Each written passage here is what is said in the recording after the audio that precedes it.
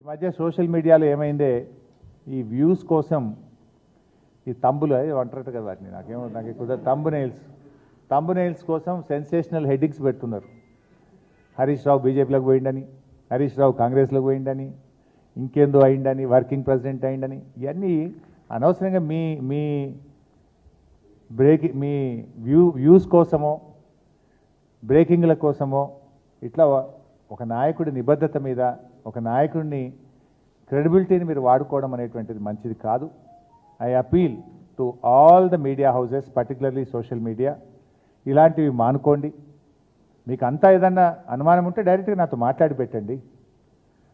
కానీ ఇట్లా పెట్టడం ద్వారా ఏమవుతుందంటే లీడర్ క్రెడిబిలిటీని దెబ్బతీసేది మంచిది కాదు.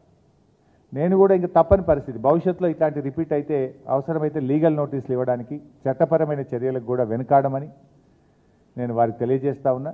దయచేసి మీ థంబ్నెయిల్స్ను వాస్తవాలు ఉంటే పెట్టండి తప్ప మీకోసం మీరు లేని పెట్టి ఇట్లా మా క్రెడిబిలిటీని మా పార్టీని దెబ్బతీసే విధంగా వ్యవహరించొద్దని నేను ఇప్పటికీ చాలాసార్లు కూడా చెప్పున్నాను.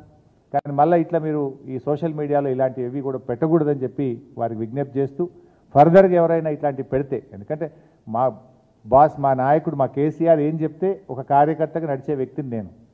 ఇష్టం వచ్చినట్టుగా వాళ్ళు వర్కింగ్ ప్రెసిడెంట్ అని పెడతాడు, వాడు కాంగ్రెస్లో పోతాడని పెట్టాడు, వాడు బీజేపీలోకి పోతాడు, ఇవన్నీ ఉంటాయి అసలు ఇట్లా.